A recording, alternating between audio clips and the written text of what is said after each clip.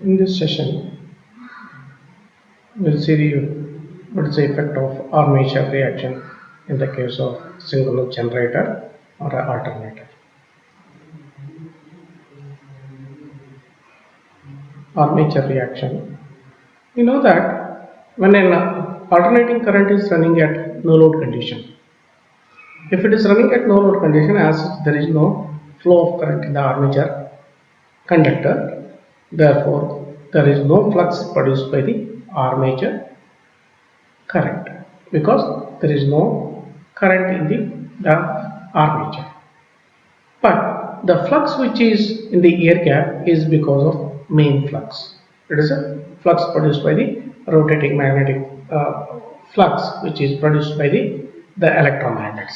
That is, the air gap flux when the alternator under no load condition is only purely by the main flux only. Then if you are loading the alternator and it start delivering the current, then the armature current start flowing in the armature conductor, thereby there is a production of the flux. Therefore, there is an interaction between the flux produced by the armature current and the main flux, that what we are calling is the armature reaction. That is, when it is loaded, the air gap flux is changed from no load condition, because under no load condition is a flux is due to main field only. The effect of armature flux on the flux produced by the field ampere turns, that is rotor ampere turns. Rotor ampere turns means it is main magnetic field, is called a armature reaction. In simple way, that is effect of armature flux on the main flux is called as the armature reaction. The armature flux and the flux produced by the rotor ampere turns rotate at the same speed. I told you that it is whenever, if you recall the production of the rotating magnetic field in the case of three-phase induction motor, when if you are giving a three-phase supply to the stator of the three-phase winding, because you are applying a three-phase supply. When if you are applying a three-phase supply, the current start flowing in the three windings, that is R by B. Then whenever the current start flowing, they are producing their own magnetic flux. They are displaced by 120-degree space apart. We know that the flux are alternating the nature. They are displaced by 120-degree. Then if you are combining all the three fluxes, then there is a resultant flux is producing with a magnitude of 1.5 times 5 max. Then it is rotating with a synchronous speed. Here it is a synchronous generator. When the current starts flowing in the armature conductors, because here there are three windings, three currents are flowing in the three different windings, they are displaced by 120-degree. Then they are interacting each other. Then there is a rotating magnetic field in the produced by the armature flux also. There is a rotating magnetic field because the field itself is rotating in the case of the armature, in the case of alternator. At the same time, the flux produced by the armature current is also rotating. Both are rotating with a synchronous speed. The modification of the flux in the air gap is due to armature flux depending upon the magnitude of stator current. That is, the effect of the armature reaction is depending upon two different factors. One is the magnitude of the armature current. If the armature current is more, the impact is more. At the same time, it is also depending upon nature of the load what you are connecting. That is, the effect of the armature reaction is different when if you are connecting a resistive load, when if you are connecting a lagging load or a leading load. Okay. Therefore, the armature reaction in the case of the alternator is depending upon one factor is the magnitude of the armature current and the nature of the load. Either it is a lagging or a leading or a unity power factor.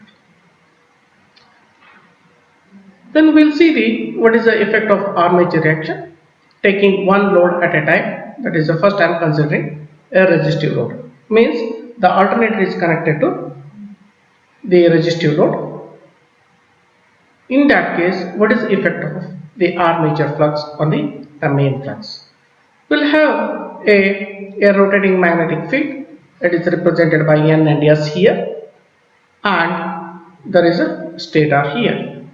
Then at the same time we know that the induced voltage is the maximum when the conductors are coming the influence of N and S pole. For example, what I mean here is,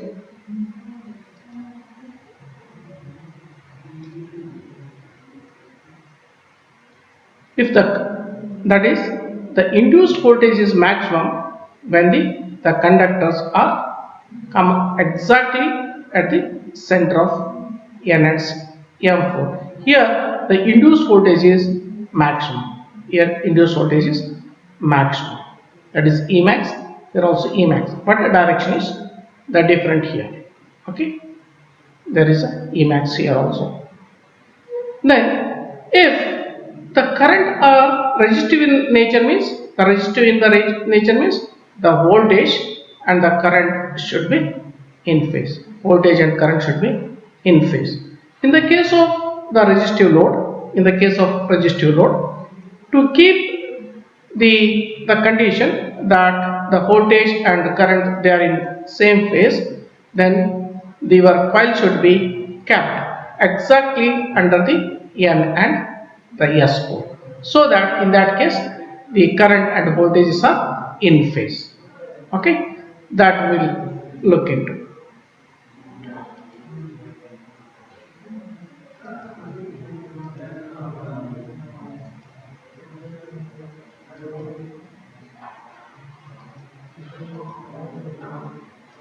Okay, now I have got a coil which is placed, that is exactly under the N and S pole, so that the induced voltage as well as current is there in same phase. Current and voltages are in the same phase. That is what you are calling as resistive load. Then we will see that there is excitation by the external source for producing the main flux.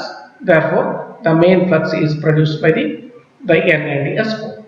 That is, you can see here the current which is flowing towards the screen here. Therefore, you can apply the flux direction by applying the thumb rule. That is, thumb is pointing towards the direction of flow of current, and the other fingers, that is other fingers, that shows the direction of the magnetic flux produced. Therefore, here it is in the anti-clockwise direction, whereas the current in this particular coil is coming out of the screen. That is, the direction is, it is towards the from the screen towards the presenter. Then here the flux produced is in the clockwise direction, and ultimately the flux is producing under the N pole, which is emitting from the N pole. Whereas at the same time, if you are applying the same thumb rule for the coils of S pole, then here the flux produced is, here is clockwise direction, here it is anti-clockwise direction. Ultimately, effectively the flux is towards the S pole. It is away from the N pole, it is towards the S pole. Okay. Therefore, then when the current start flowing in these coil sides, then they are producing their own magnetic flux. This is a main flux. It is a flux produced by the main field. So whatever I shown here, it is a flux produced by the main field. Then now when the load is connected, the current starts flowing in the armature conductor. Therefore, here we can see, here once again we can apply the thumb rule here. Then here it is the anti-clockwise direction, here it is a clockwise direction. Then you have to superimpose the direction of the flux produced by the armature as well as the main field here. At this particular tip, the flux produced by the armature is upwards. The flux produced by the main field is also upwards. They are adding in the nature. At this particular pole tip. Then you have to concentrate the direction of the flux produced by the armature flux, which is downwards, whereas the flux produced by the main field is upwards. Therefore, there is a decrease in the, or it is a subtractive mode of the flux under this particular pole tip. Here there are the fluxes are additive in nature, here it is subtractive in nature. Therefore, there is a weakening of the flux at this pole tip, whereas here there is a strengthening of the flux. Okay. However, as such there is no reduction in the flux. However, there is a distortion in the main flux. Here also you can see, observe here. The flux produced by the main field is downwards here at this particular tip.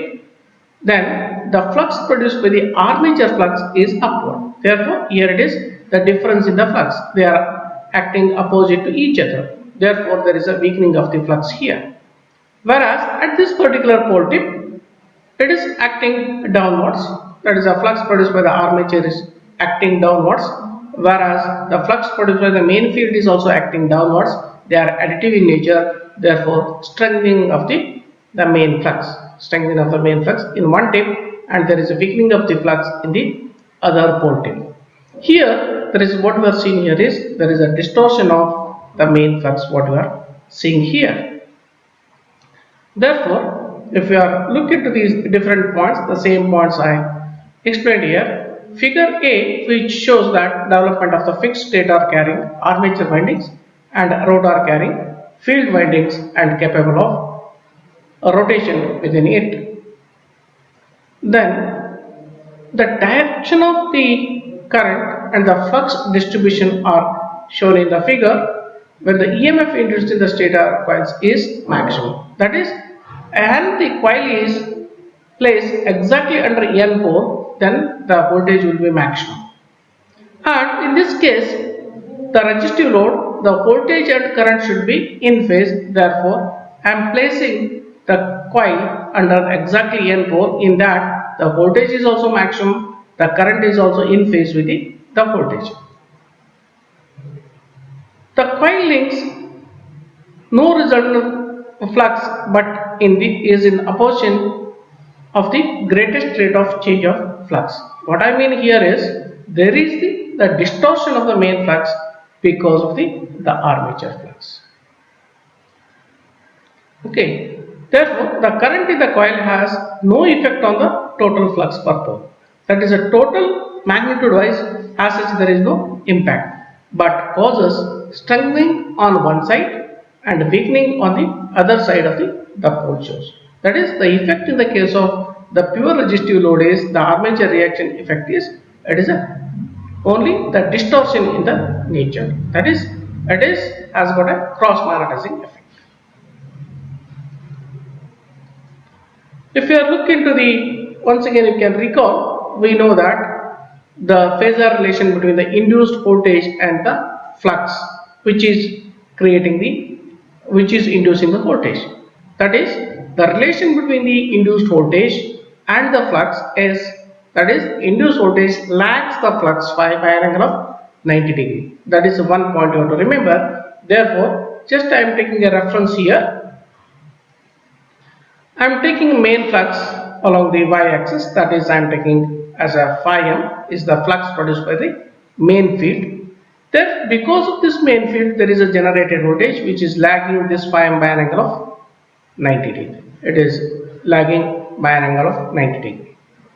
Then I am considering here it is a resistive load. The current and the voltages are in phase. Therefore, the current I am drawing here in phase with E, because the voltage and current, they are in same phase because it is a resistive load.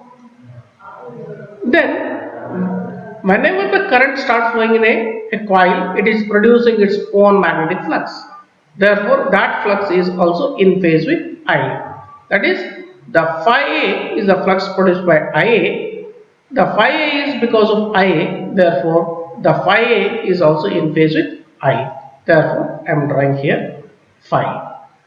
Now we can see there are two flux. One is main flux phi m. The another flux is phi A. Therefore, the resultant flux is the vector sum of phi m and the phi. Therefore, it is the phi r is a resultant flux. Therefore, here There is no armature flux, there is a main flux, there is a induced voltage E. Now we have got a resultant voltage, a resultant flux phi R.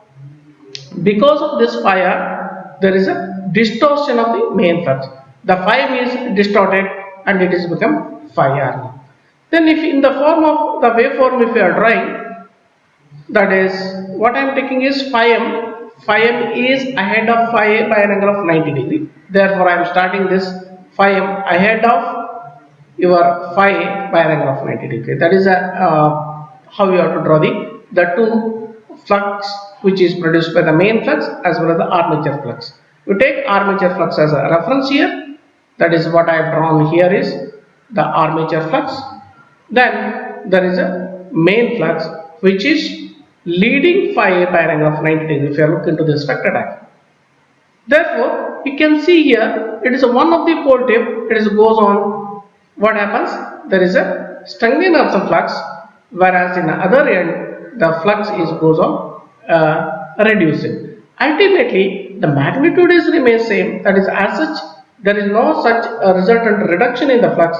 However, there is a distortion of the magnetic flux in the case of the resistive load. If you are connecting a resistive load, the effect of the armature reaction is in the distorting in the nature. In the next session, we will see the effect of the flux, that is the armature flux, on the main flux in the case of lagging load.